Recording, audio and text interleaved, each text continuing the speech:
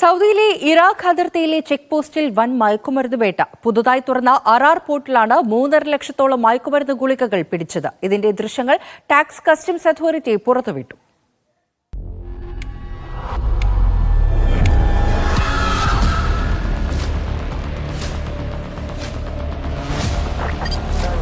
സൗദിയിലെ ഇറാഖ് അതിർത്തിയിലുള്ള Arar check പോയിന്റിലാണ് മയക്കുമരുന്ന് വേട്ട.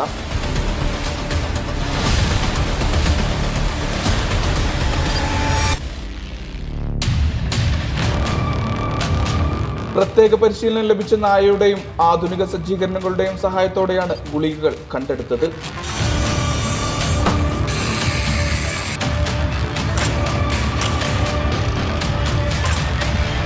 ഉപകരണങ്ങളിലും ബോക്സുകളിലുമായി ഒളിപ്പിച്ച 3.5 ലക്ഷത്തോളം മയക്കുമരുന്ന് ഗുളികകളാണ് കണ്ടെടുത്തത്.